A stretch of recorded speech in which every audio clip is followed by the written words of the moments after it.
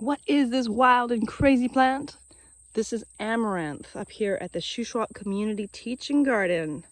Today is September 15th, 2022, and it has been a while since we've done a video up here, so I figured it's probably time. And let's let you know what's going to be coming up over the next month, really. Next couple of weeks for sure, and then leading up to our fall harvest. Fall cleanup, pardon me. So I'm just still here in the permaculture display garden that Elle-Marie has taken over in charge of, and it's looking, you know, it's got a lot of growth. There's a lot of cherry tomatoes. The barley has kind of died back. We have some potatoes that we're going to have some of our Children's Association playgroup come up and dig up on Tuesday this week for Harvest Tuesday. These raspberries sure bounce back, so you know this back section of raspberries is good. The elderberries kind of got a little bit neglected this year, and so we'll have to help those out. And we had dug out a little bit more, had a lot of lettuce in there earlier. So this is still looking so wonderful. The sugar pie pumpkins, they did okay. I think, you know, this back section of the garden really doesn't get enough water. We have to do a lot of hand watering. And I think maybe just while they were growing, they probably didn't get enough water this summer. But they did produce some. And, you know, I can still see a few attached. We have harvested much of the mature ones already and set them aside. And there's still some growing, but, you know, they won't do much now. We still have some carrots. But for the most part, we had the most carrots we've ever grown up here. And, you know, it is the way that we did it this year. Two sides of the drip lines, we made these sort of permanent rows here, and we grew a lot of carrots. So we have a few more harvests left for those. And I mean, look at all those parsnips. This upcoming Tuesday, we're going to be going through and pulling some in order to thin.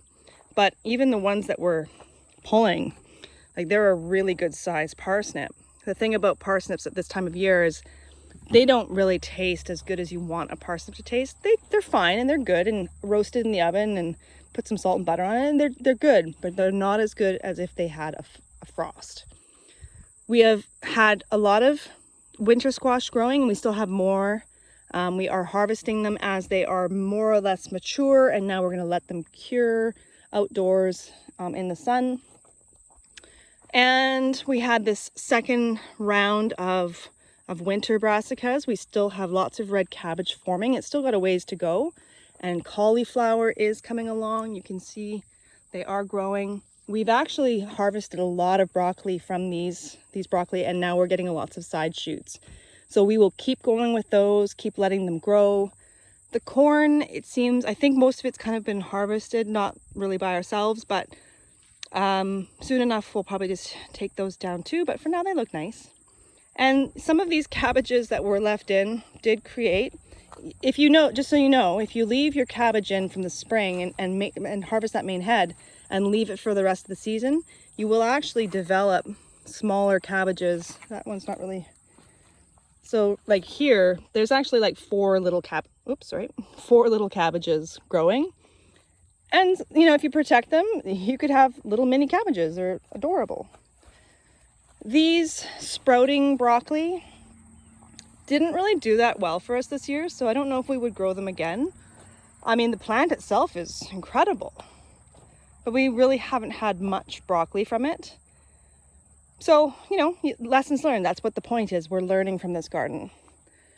Cucumbers are still producing some cucumbers, but it's definitely less. Now that the nighttime temperatures are cooler, that the plant itself starts to slow down its growth. And, but the beets are looking healthier again. We had beets over here as well.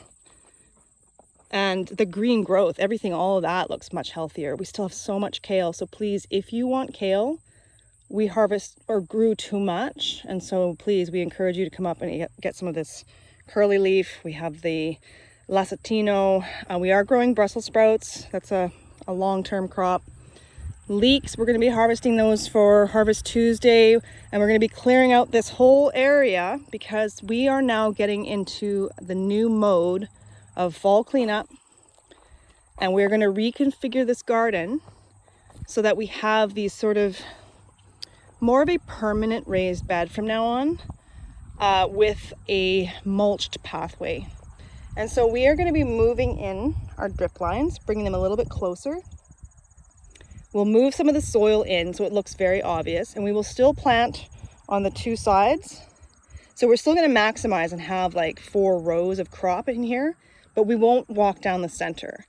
But harvesting we can do on either side, so we will definitely have access to all of the food growing, but we're going to have then a path. It will still be kind of narrow, but a definitely delineated path in between the rows. This is the plan. And we're going to start, even marking them with stakes for what the plan is for next year for succession. Where the beans and legumes were, we're going to plant the tomatoes, because tomatoes are heavy nitrogen feeders.